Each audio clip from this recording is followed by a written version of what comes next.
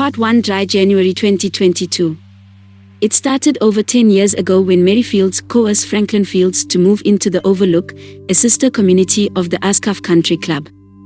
The very first day he walked into the clubhouse, the wealthy Clement folk greeted Franklin Fields with a sense of unabashed curiosity. Mary Fields, on the other hand, got treated like Queen Janice I. Of course, Franklin wasn't the first black cat they'd seen before. He was merely the only one detached enough from his deep-rooted desires to follow his wife's sincere intentions awry, which was to fit in with the wealthy folk of Ascaf Country Club at all costs. Franklin was genetically biracial, and his biological father, who did not raise him, Billy Boy White, was a white man of Irish descent from South Carolina. Franklin's mother, Savvy Precious Fields from Charleston, South Carolina, raised him. Her parents were born in Tigray, Ethiopia, and Savvy met Billy Boy when the Irishman served in the American Armed Forces in the early 1970s. Franklin's wife, Mary Fields, was one of the darkest women in Boer, Northwest Atlanta, and by far the most talkative. Mary had to have her way by all means, or else her husband had to suffer her wrath. Mary's DNA boasted of 99% West African descent, with the small African country of Mali owning the bulk of her physical expressions and Ireland surprisingly expressing a smaller share. Perhaps that smaller share of Irish blood was what drew Mary J. to Franklin Fields one hot summer day near Centennial Olympic Park in Atlanta when they were both standing in line frustrated, waiting to see the big blue whale shark. Boer was a small sleepy town, full of white flight offspring from the early 1950s and 1960s, as well as those retired professionals, business owners, lawyers, housewives, young doctors, divorcees, widowers, golfers bordering on Alzheimer's disease, and tennis players both young and old, typical of such type towns. Decorated with all the leisures fortifying a small country Georgian town and distant from all the avoidable riffraff of the criminally insane urban spawn, it was tucked far enough away from the slavery and human trafficking of the city where public transit had no chance of ever making it out that far for another 3,000 years. At first Mondays, a members-only country club in Boer, the well-to-do men of the club living behind the pulley gates of Ascaf and those in sister communities like the Overlook met in the bottom of the clubhouse for drinks, a private basement bar for men only. The drinks of choice were usually bourbon, scotch, or an IPA craft beer. Drunk Mondays, the first Monday of each month, were the unofficial days of church for the fine men at Ascaf. Over 50 different bottles of the finest bourbon got heavily poured into the finest crystal glasses one could ever lay eyes on downstairs. Fine cigar plumes were smoked out of healthy lungs. Many people played poker, sometimes for money, sometimes for naught. Great food spreads went around without the lousy veganuary. Numerous guys frequented the place and went out of their way to be extra kind to the staff. And the town's many secrets went all the way down those basement stairs, coming alive when rolled off the lips of those big-time players. On any given Monday night, there could be anywhere between 2 and 22 gentlemen hanging out downstairs, doctors, lawyers, entrepreneurs, fine gentlemen, all sitting at the bar or playing cards, laughing, sipping wild sauce, or drinking hot blackberry tea like Mr. Borden, a stingy old man and the developer of the community. In general, the patrons had good old times aplenty. Many a man went down to the basement of Ascaf and crawled out of there drunk as a skunk or got so wobbly-eyed he had to be carried out of there by Chucky Brooks, the basement bartender, sometimes puking up bile and craft beer because they had drunk so much or had eaten too much quality food. The munchies never stopped coming from the men with endless ideas. The chef, Andy Ideas Winters, who'd gotten fired from his last gig at the Cuban steak bar for having too many good ideas, was good for stuffing rich Clement bellies with all sorts of his delicious concoctions. These were some of the best of the good old days. It was their own modern-day speakeasy down there, nestled quietly behind the closed gates of power-mongering, greed, corruption, and ambition. On the first fine Monday of the new year, January of 2022, Franklin Fields and Oscar Perez were the only two bad guys sitting at the basement bar while Chucky Brooks, famous for his black cherry old-fashions, wiped glasses clean with a white towel tossed over his shoulder. Chucky had a blonde ponytail and always seemed to be in good spirits about something or other, whether his baby girl, Abigail, he was expecting with his wife Jenny, or his new Camaro, a ferocious red vehicle he called Red. January was unofficially no drinking month for ASCAF members, but not for the two most famed of ASCAF's minority members, the crazy-eyed loquacious storytelling Mexican and the nicest black man in the whole wide world, as someone once called Franklin Fields. Franklin hated being called that, the nicest man. He didn't want to be seen as a nice man, which he absolutely was, but rather, he wanted to be known more as a vicious man like the men he'd grown up with admiring in the housing projects, Big Burn, Cranky, Fry Pan, Superior G, Short Coast, Greasy, Abel, Big Hoot. Those were men who he naturally was nothing like, and that bothered him as he came of age within the ranks of the men of ASCAF. It was hard for Franklin to come to the realization that the men he once grew up with admiring for their criminal bravery were nothing more than common crooks, hustlers, thugs, tragically unadmired by the world at large. Franklin, you would almost have to be criminally insane yourself to want to go live in a city full of criminally insane people like that, possessed by criminal fetishes, Oscar Perez said, staring at the television, shaking his big head at the news of another young black suspect shooting dead his robbery victim at a gas station in Buckhead in Atlanta. Another innocent bystander got struck by a stray bullet. The suspect was said to still be on the run. A round little Latino man from one of the poorest vacation towns in Mexico, Tulum, Oscar owned a string of local Mexican restaurants and bars, the best in town being Los Chinos. He'd seen his fair share of violence coming from his poor town, and his father had been chased off his farm by the cartel when Oscar was just a teenager. Franklin laughed along with him and agreed with Oscar generally, but secretly Franklin had a place in his heart for the sanctity of human life on the city scene. He wanted to live in the heart of Atlanta to be closer to the action, where he imagined spending his days hunting for happiness amongst the smokers, the drinkers, and the rabble-rousers would beat being married in the suburbs to a domineering woman any day. The criminally insane did not bother Franklin in any way. According to Franklin, he felt that he looked exactly like the people Oscar was so frustrated with for committing the same crimes repeatedly, making it unsafe for anyone else to even want to go near the city anymore who didn't look like Franklin. These crimes were primarily the fault of wayward young black men who had nothing else to do. They just need something else to do, Oscar, Franklin said, attempting a voice of compassion. A man needs a purpose, especially a poor man. My father wrote me a letter once. He called poor people restoricans, in that they just need to be returned to a former condition of self-respect. It sounded as if Franklin knew there should be another way, but he could not fully articulate what that other way should look like. He felt that somehow, it might be rooted in human rights. Yes, well, then, the restoricans need to start by not killing each other, Oscar laughed. That should give them something else to do. In fact, I'm willing to bet that that would give them a whole lot of something else to do. It's so sad, we can't even go to the city anymore without fearing for our own life. Chucky's voice was melancholy. By we, Chucky meant all the well-to-do white people. They don't bother me at all, Franklin said. And by me, Franklin meant people of color. I wonder why that is. Oscar laughed again, enjoying his full glass of high-quality scotch. He understood that it was probably because Franklin was a black cat that those people didn't bother him. I think it's because I don't fear them. They can sense fear in you, you know. They are very perceptive people, Franklin said. Restoricans can sense when they are not very well regarded by people like us, successful folks who have already been restored. Franklin thought of the way some of the clement women of ASCAF Country Club regarded him when walking past to speak with their husbands or when speaking directly to his wife, Mary, in his presence, with vague disregard. Mary had her fair share of rich clement friends who were very true to her.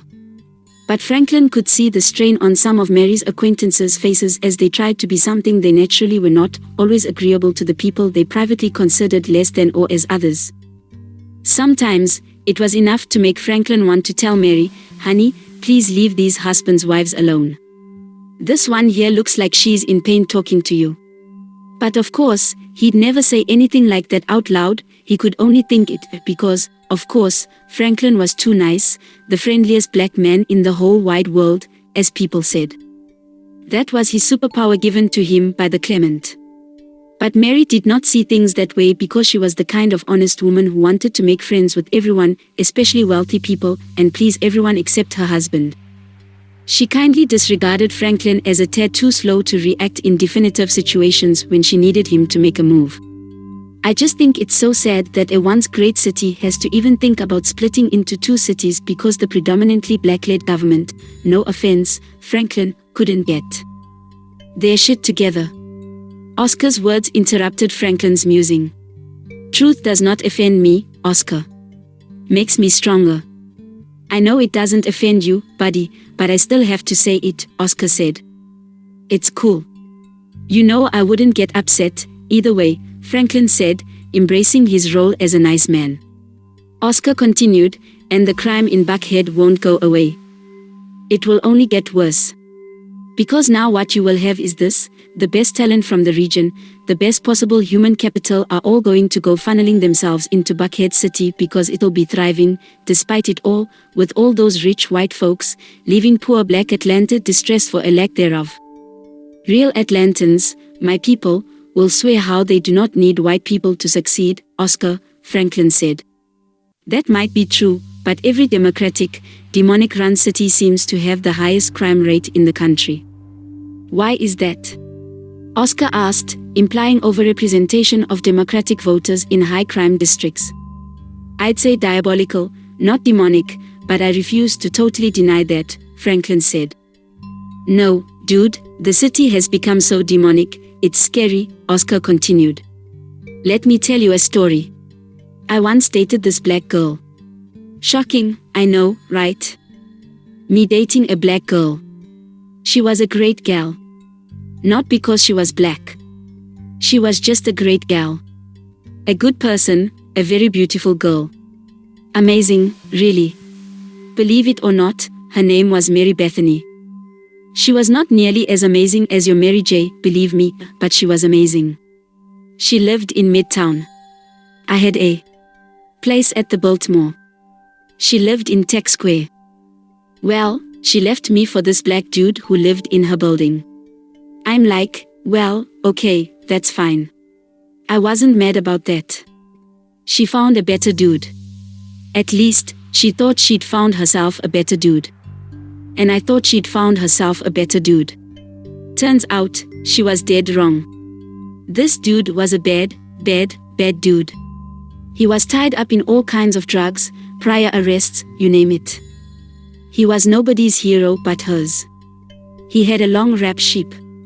Long story short, he ended up killing Mary Bethany in her own apartment, then killing himself on her balcony when the cops showed up.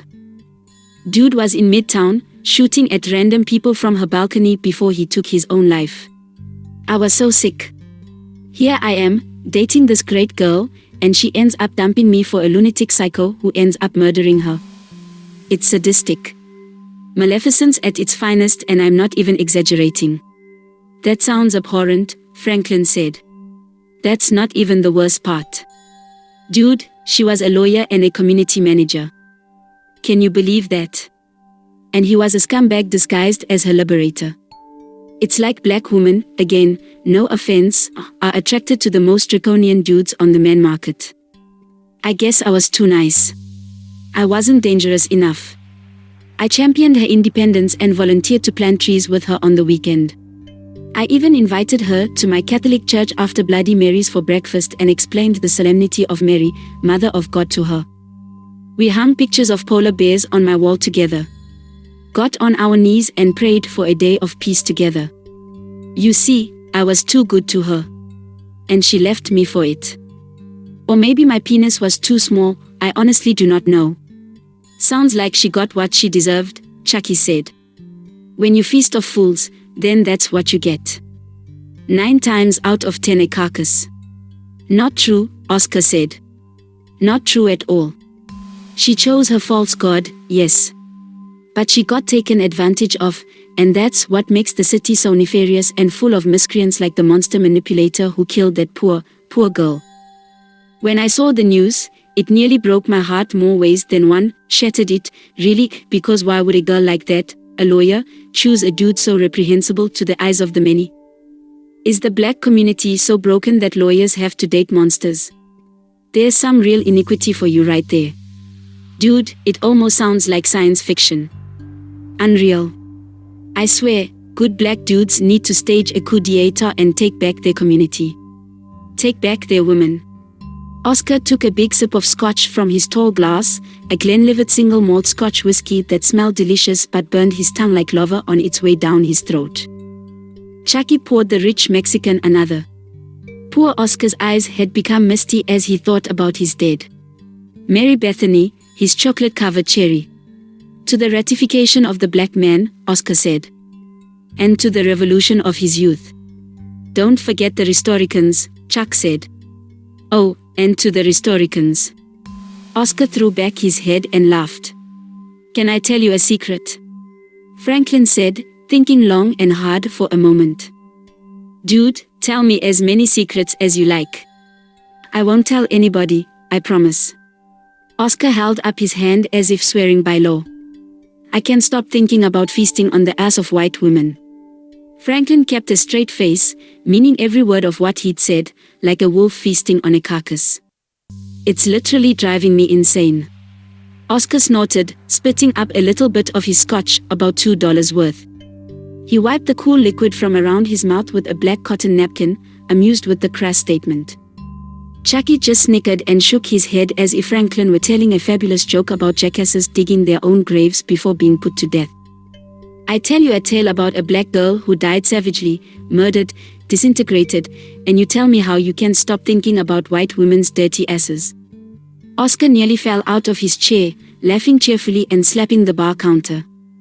Not like white women, but Colombian girls, Mexican girls, Swedes, you know, that foreign look, Franklin said, sighing. Cold-hearted wenches of the Northern Hemisphere. That cold-snowed look of the famed. The look they tell us all to love. Dude, that just sounds so inappropriate. Oscar continued to laugh.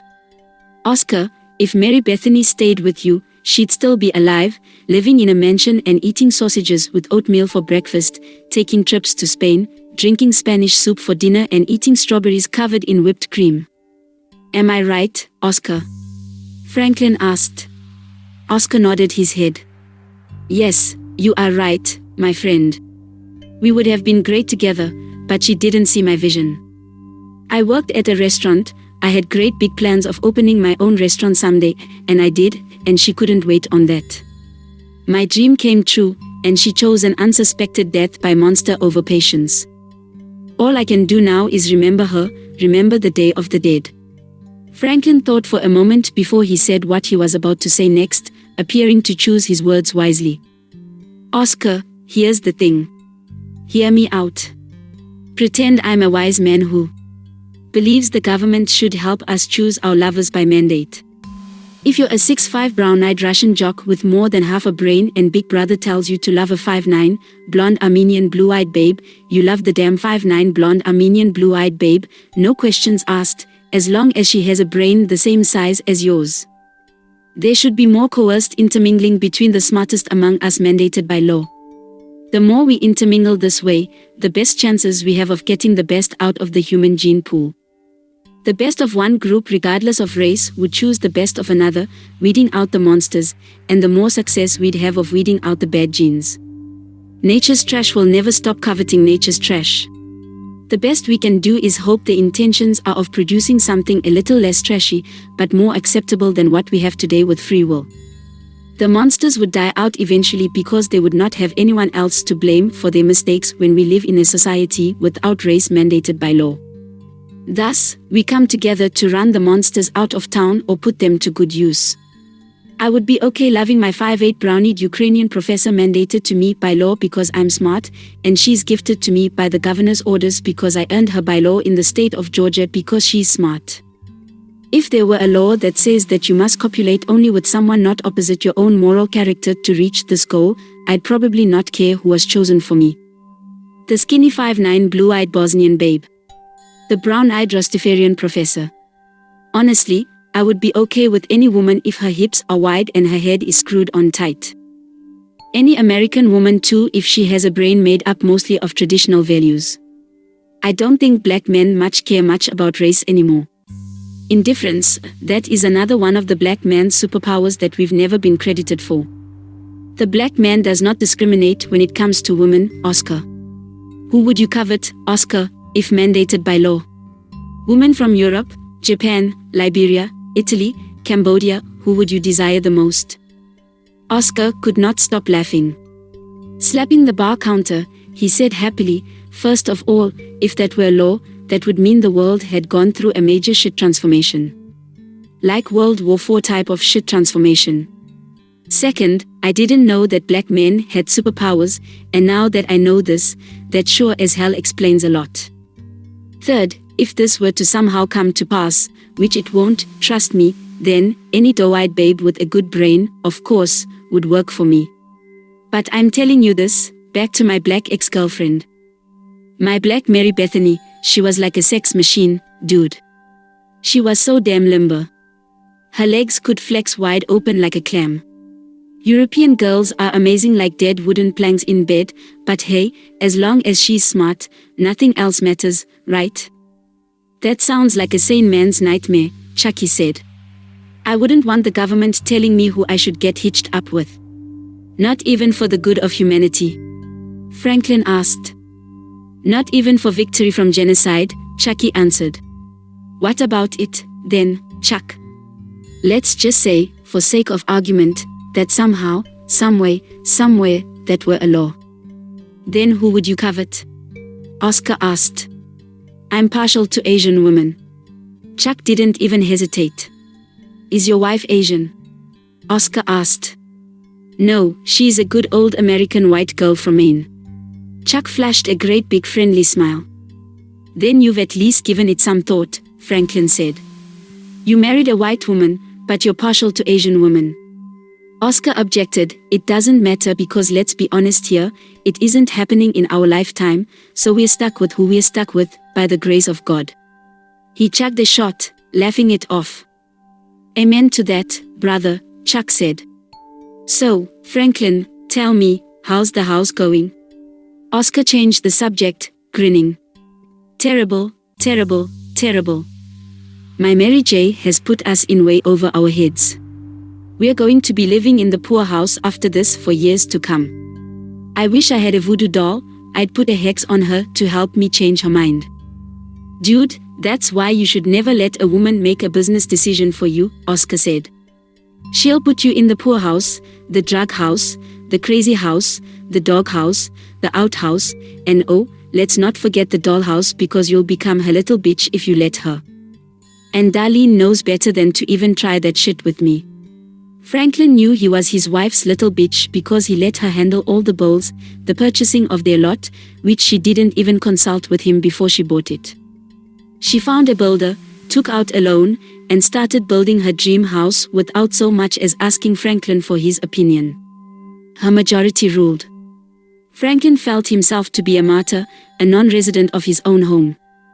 The mere thought of this hurt Franklin so very much so, but he couldn't say as much to his Mexican friend because Oscar was a real man who ran his own household like a real man should, and Oscar's wife Darlene hadn't worked a day in her life. Mary had even used that against Franklin before she bought the lot. Franklin's Mary said that since she had to work, she should be able to do whatever made her happy. Franklin didn't want to seem less of a man by spilling the beans on his lack of control over his wife's spending habits, her vacations, her late nights out. Her entire life was a routine of doing whatever she wanted at Franklin's expense. Franklin grew sad just thinking about it as Oscar went on extolling Darlene's virtues. When Oscar was finished, Franklin's eyes became misty and he excused himself to the men's locker room, which was probably one of the nicest men's locker rooms in all Georgian country club law. Alone in a stall, Franklin sat on the toilet and cried like the little bitch he knew he was. Why can't I have a submissive woman like Darlene? He wondered repeatedly. Why did he have to suffer with a woman he no longer desired? Only men who can take care of their wives can have a woman like Darlene, his grey Tommy Hilfiger sweater said. It was his favorite grey sweater, the same one he wore when he first started feeling the strange relentless yearning for white women at a Christmas party 10 years ago in the country club. He could hardly get rid of the thick wool sweater, and it still looked damn good underneath a black leather coat. The grey sweater laughed at Franklin.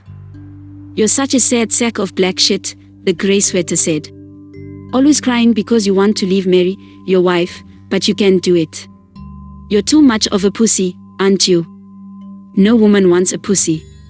A woman like Darlene wants a real man, not some little bitch who she can push around. Slap him in public places. Embarrass him in front of his friends. Take all his money. Get your sorry ass up and go back out there and talk to your friend, a real man. Tell him you're a little bitch and ask him for some advice on how to stop being one. Tell him you want to divorce your wife, but you're too damn afraid to be alone. Tell him the truth. Then leave this place and never come back because you know you hate it here. You hate the idea of living in this neighborhood, yet you're letting Mary drag your sorry ass down in debt with her. You're going to be so fucking poor trying to keep up with these rich white people. This is the wrong neighborhood to try to keep up with the Joneses. You know that, but you're still sitting here crying like the little bitch you are. Divorce her and go find you a subservient white girl.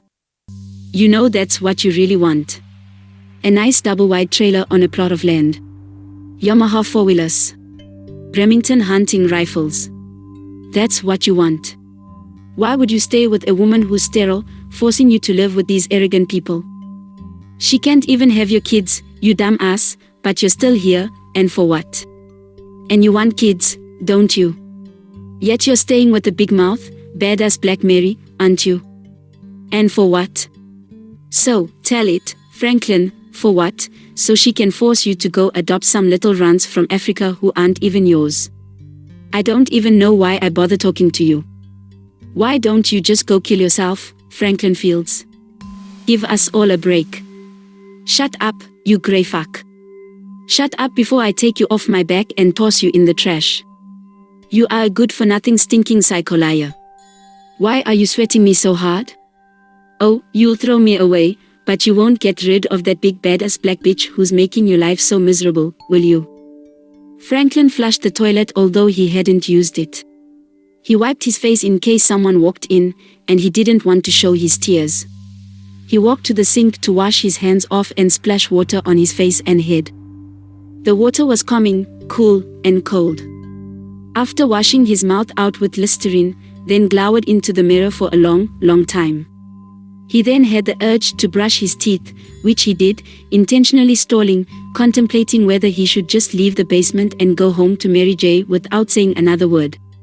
With every decision he ever made, he thought of Mary, but he wondered if she ever thought of him before deciding anything. His grey sweater had a mouthful to say about that, but Franklin ignored the psycho-talking grey shirt on his back.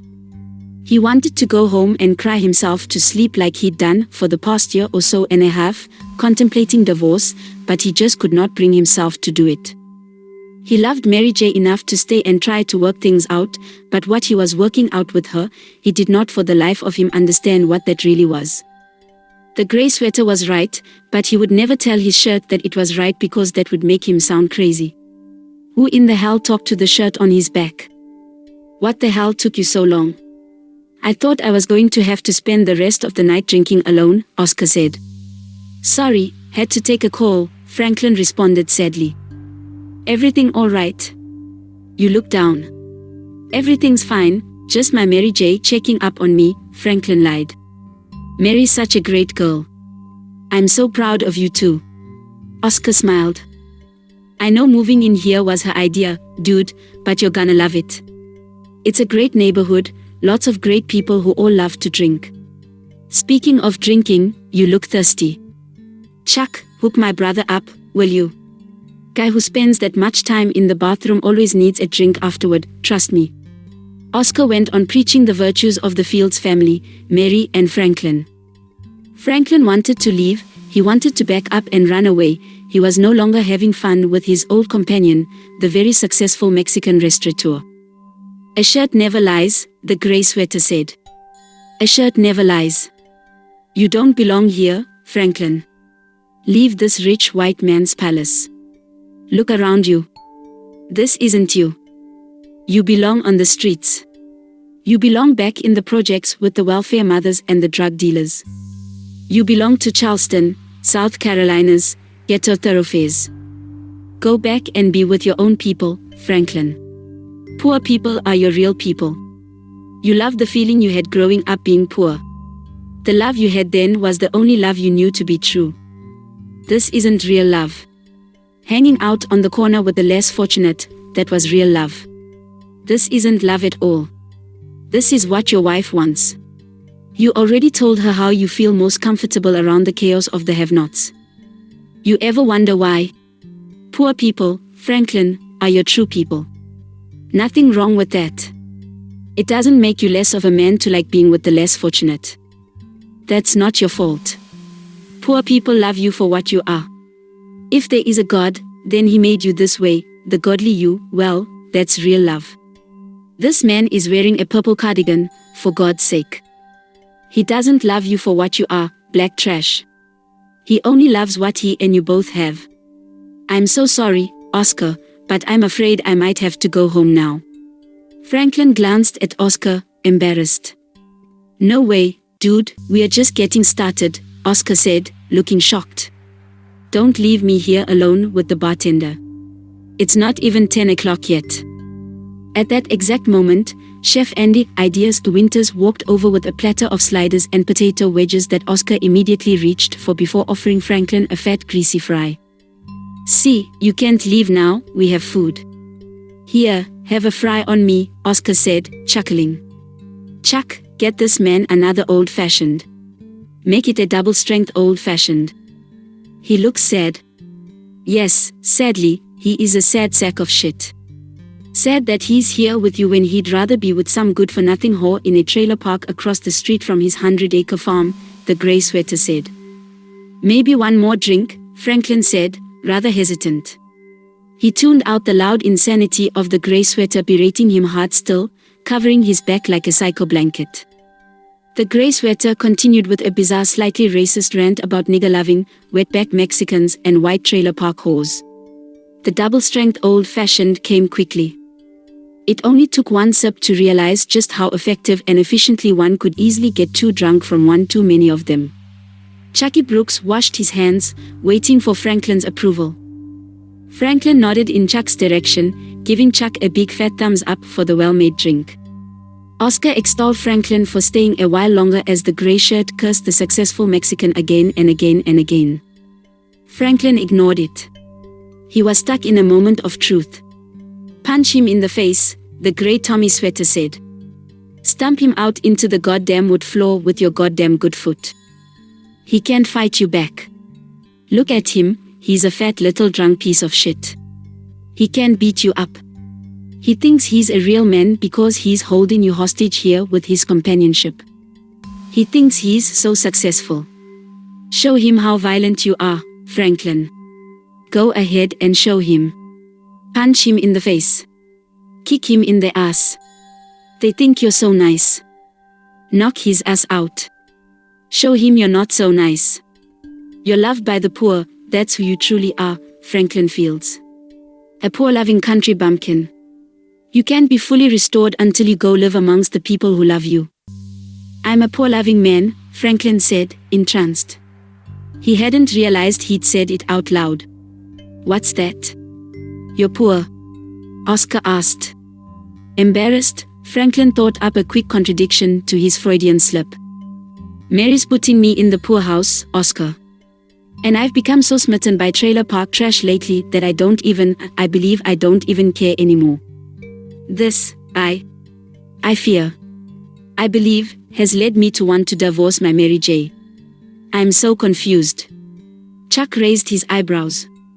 Oscar slapped the table, spitting out about $4 worth of scotch. Why do you want a divorce? Chuck asked. You're building a house together. She's building a house, Franklin said. And I'm just watching her do it, like a poor chump. Unable to hide his internal turmoil, Franklin's tone was somewhat more serious than what he intended it to be, and the room grew oddly quiet for a moment. In the month of January, revolutions took place. The month of wolves coveted the cold. The frozen northern hemisphere sang a song of white snow as fair men fell in love with the color white and drank pale ale. This was no drinking month, dry January. January 3rd was a day of statehood. Flags got made in January for victories. States were formed. The weather outside grew so nice during this time that it suspended thought. It was perfect tennis weather for the Aska folks. In January, the wild dogs would howl in the forest for fresh meat and fight bears over dead flesh. And a man would get murdered in the concrete city streets over nothing days. Martin Luther King Jr. Day would make men think twice about their ancestry. On January 17th, there was to be a full moon on that Civil Day. January nights were for martyrs. And the celebration of Elvis Presley's birthday at Graceland for the volunteers. Victories were won in January. Blood was shed there. It was a great night to get drunk and tell a lie instead of the truth. And what was the truth but an epiphany? Franklin did not know why he suddenly started to desire white women so much while falling in love with the sound of dogs barking on the cold nights. That was the truth, his epiphany. He was evolving into a different kind of man, one he no longer recognized or liked, like a vampire after a bite, but immortal still. He felt it was because of the life he was living as of late with his wife's rich Clement friends, the life his wife wanted for herself and him in her new mansion that she was building for both.